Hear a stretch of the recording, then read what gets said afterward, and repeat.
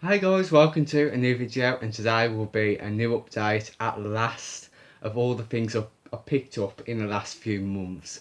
Um, like I said in the last previous video, I said I apologise at the very end for not making updates as much anymore.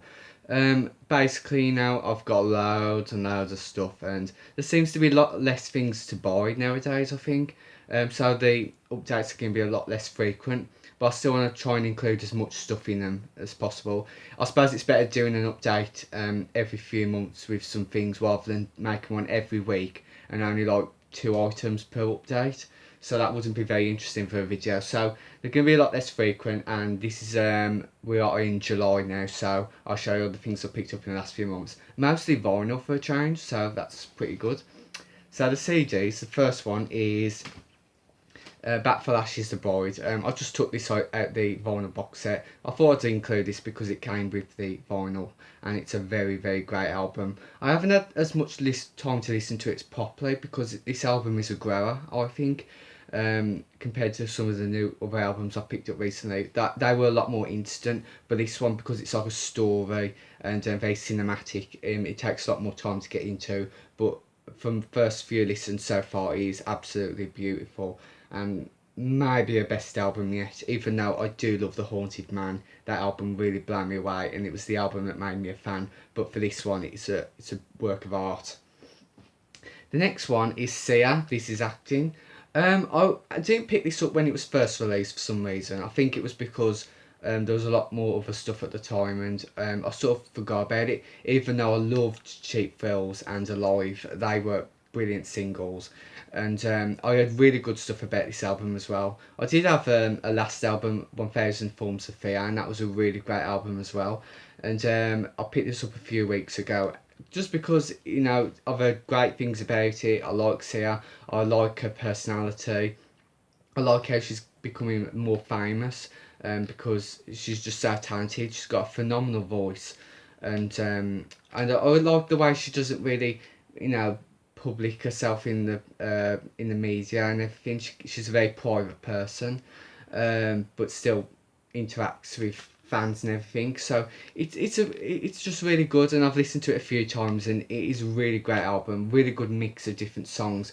My favourite songs are actually Unstoppable and Move Your Body, which are the fourth and fifth track.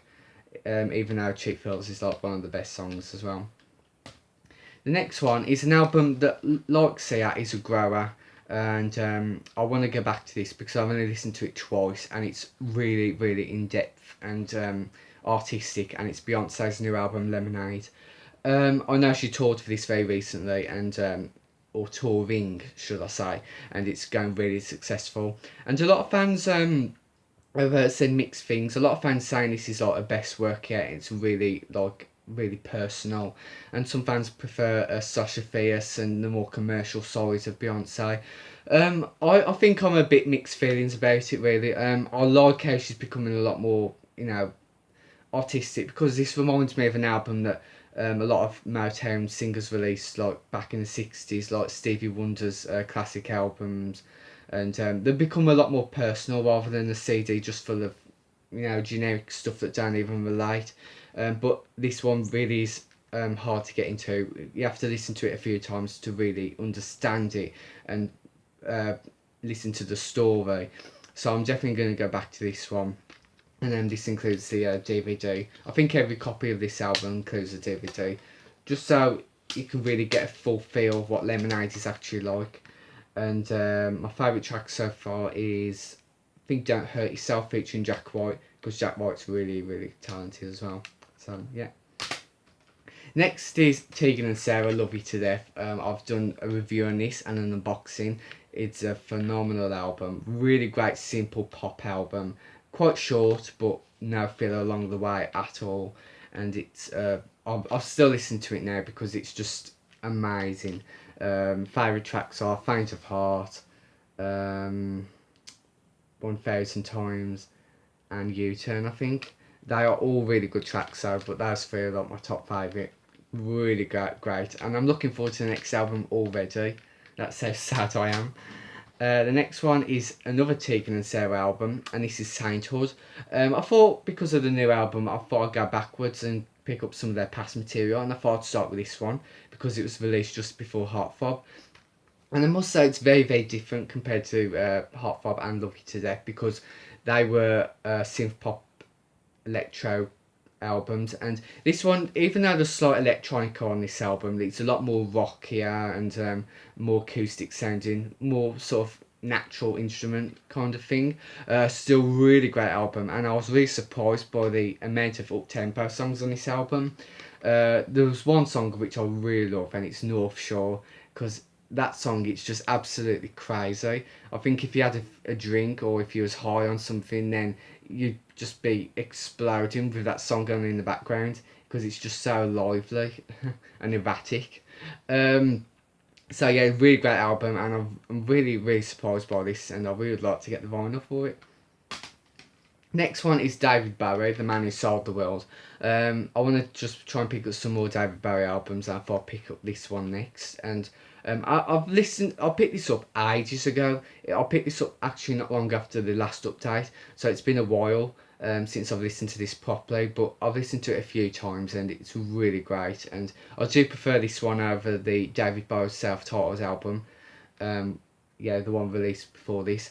And my favourite track is All the Madmen, because it's just so bizarre and unlike David Bowie. And the very last CD is one I picked up yesterday in the charity shop. Even though there's already a copy of this house by my family, I wanted to pick up my own one because it was cheap, and it's a great greatest hits to have, and it shares greatest hits from 1992. So it's not everything, Believe isn't on there, and a few other tracks. But it's got most of the essential ones like Love and Understanding, which I love, the Shoop Shoop song, If I Could Turn Back Time, Dead Ring for Love with Meatloaf. So it's really essential, and for £1, you can't go wrong with that. Now we'll do the vinyls, and the first one is Tegan and Sara The Con, and I thought I'd pick up this instead of the CD because this vinyl includes a CD as well, and it wasn't much more money really, so I was really pleased by how cheap it was, and this album is amazing. It is probably one of my favourite Tegan and Sara albums, I think, like maybe the top two. It's just so personal, the lyrics are really relatable as well, the sound of it is amazing, just like all the tracks, it's just like a story going through. This album should have peaked a lot higher and got more praise for it.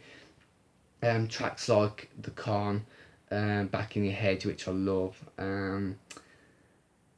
Hop on the Plane, I Was Married, the opening track. I've only listened to it like 5 times, but I really want to go back to it because from what I heard, it was just pleasure for the ears all the way through, and even the artwork is amazing. Unfortunately, the CD has got like a really beautiful opening. It's like a storybook. It's got illustrations of Tegan and Sara, and it does include this on the vinyl. It's just a very, very basic vinyl, and it includes a CD in a little sleeve. But for how much it was, I'm not complaining, and it's a really great album to listen to, and I really want to go back to this, and I'd really like to do a review on it as well. Excuse me. So, yeah, phenomenal. Next one is an album that I wasn't planning to pick up.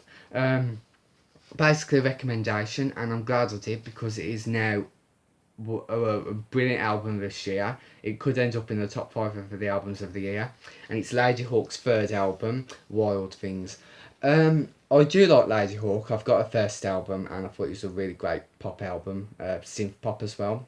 It came out at a time when synth pop was really like at its peak, or just before. I didn't end up picking the second album for some reason. I think it was just something that was sort of blown under the carpet.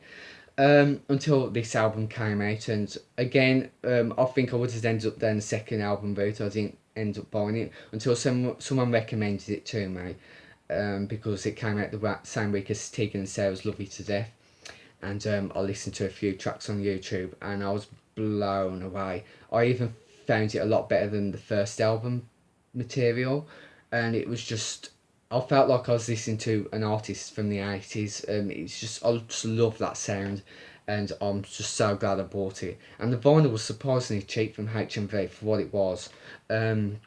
Unfortunately, it didn't include the CD because a lot of vinyls do include CDs, but this one doesn't, which is a shame. But the tracks are fantastic. Favourite tracks are I like Chills. That one is just I love the album title track. It's absolutely beautiful. It just gave me goosebumps listening to it. And I love listening to it now still. I love This Is Not a Love Song as well. That's a great track. Let It Roll. I'm not very keen on that one. I think that one's a bit too strange in a bad way. But apart from that, this is going to be like a 5 out of 5 album in my opinion. So yeah, I recommend this to you.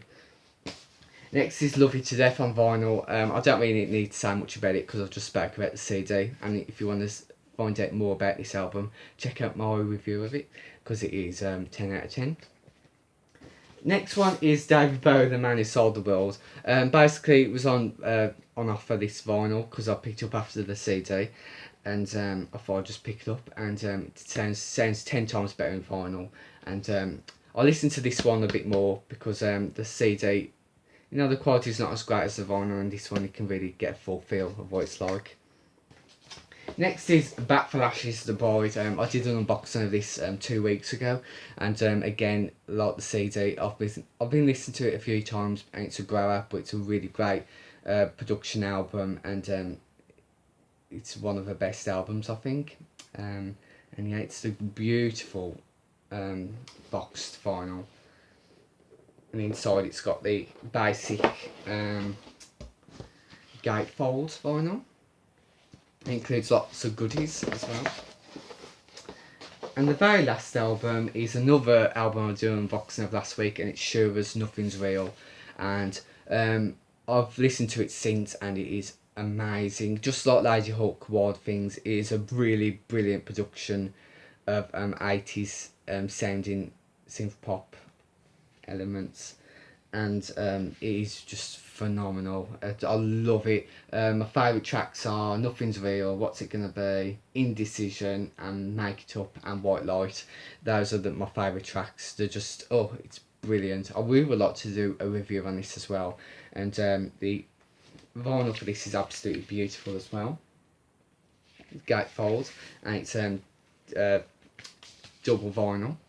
And yes, if you let me know what you think of the album, guys, because it's just fantastic and so talented, and yeah, I love it. And that is it, everyone. I hope you enjoyed this update. I know it's been ages, but I wanted to get it done because it's just been too long. And the next one, I'm not sure when the next one will be. There's not really many releases coming up. I don't think. Nothing that really grabs my attention anyway. So I might do a review for my next video, I think, on one of those albums I just spoke about. If you want to hear a request of any of those you'd like to see reviewed, besides Tegan and Sarah, of course, and Backflash, Tegan and Sarah, let me know and I'll see what I can do. So thanks for watching, guys, and speak to you soon.